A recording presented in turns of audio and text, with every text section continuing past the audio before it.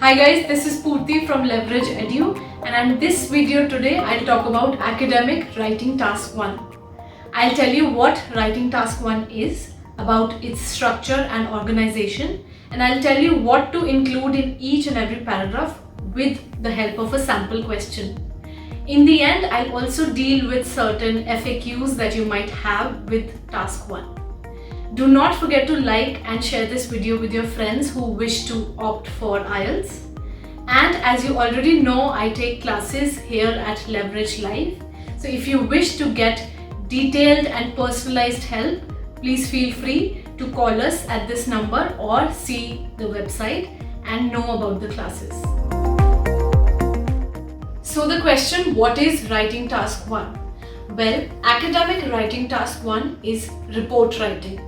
You'd have to write a factual report on the diagram or the graph or chart given to you, and this has to be done in a minimum of 150 words. That's the minimum word limit that you'd have to fulfill. There's no upper limit as such, but I would recommend you not to go beyond 180 or 190 words because you wouldn't actually have a lot of time for it as well. And instead of focusing on quantity, you'd have to focus on quality.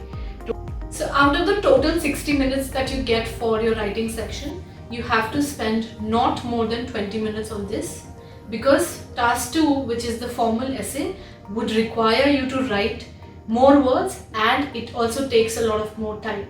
By the way, I also have a video on how to structure your task 2 essay and you can check this out here. I'd also leave the link in the description box. So for writing task 1, you would either get a bar graph, a pie chart, a diagram, a table, a map or a line graph. Any out of these or a combination of two graphs or charts. But the basic structure for either of the questions remain the same. So now let's take a look at that. So the structure that you're going to use for academic writing task 1 in IELTS is important because you need to know that you have to organize your information into a logical order. And the examiner most definitely checks it, so you have to follow it pretty carefully. So all your information is going to be divided into 4 paragraphs, wherein the first paragraph is the introduction.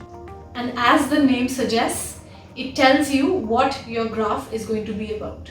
It gives you a description of your graph. And the best part is that the description is already given in the question to you. You just have to paraphrase the question.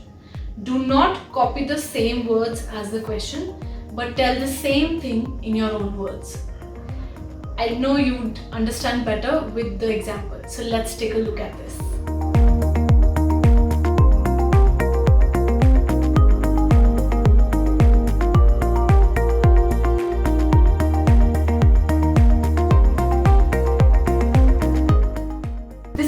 Paragraph after the introduction is the overview, and this is an extremely important paragraph because this consists of all the key features of your graph or your chart.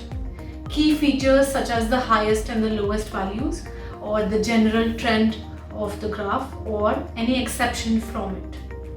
And generally this paragraph is not too long, just about 2 to 3 sentences. Now let's get back to our sample and take a look at the overview.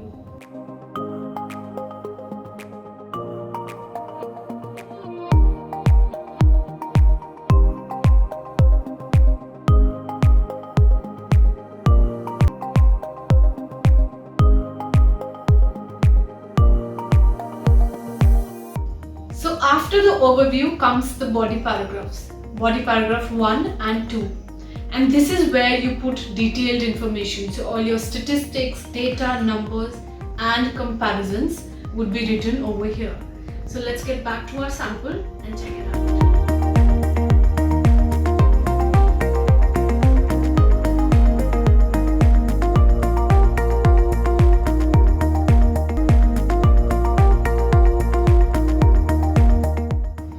Similarly for body paragraph 2.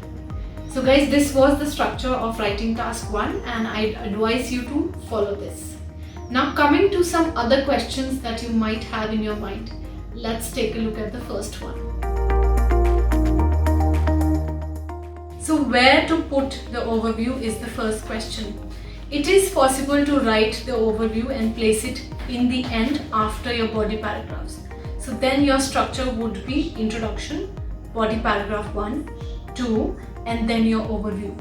But because this is such an important paragraph and you don't want to risk running out of time and not being able to write it, so I would recommend that you put it on the second place after your introduction and not later. Now moving on to the next question. So do you need to write a conclusion? No, not really. You already have kind of given a summary of the key features in the overview. So there's no need for a separate paragraph for conclusion. And the last question. So a separate word limit for each paragraph? No, there is nothing like that. In total, you have to fulfill the minimum criteria, that is 150 words. Otherwise, there's no separate word limit for each paragraph. But in general, you would see that your body paragraphs are more lengthy than the other two, and which is perfectly alright. So guys, this was all about writing task 1. I hope you found this useful. Please post it in the comments and tell me if you do. And don't forget to share it with your friends and subscribe to the channel because there are so many more exciting and informative videos about IELTS coming your way. And I'll see you next time.